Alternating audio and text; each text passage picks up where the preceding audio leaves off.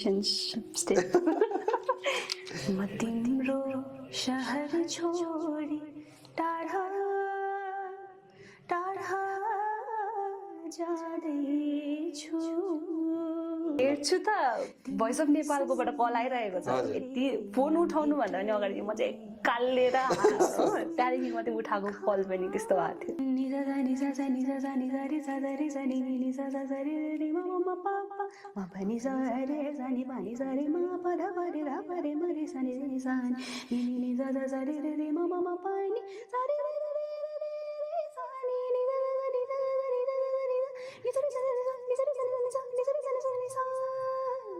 जहाँ जहाँ म इन भएको छु त्यो एपिसोड 3टामै रोएको छु है। म ब्याक स्टेज गएर पनि 3टा एपिसोडमा चाहिँ रहेँ, तर म यो लास्ट जुन चाहिँ म आउट भएँ त्यसमा चाहिँ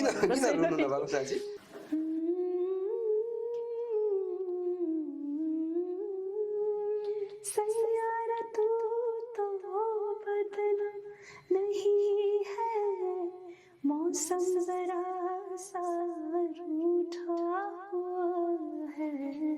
प्रणिता जी हजुरलाई स्वागत छ। Thank you so much. आराम हुनुहुन्छ? हजुर एकदमै ठिकै छु। तपाईको लाइभ सोबाट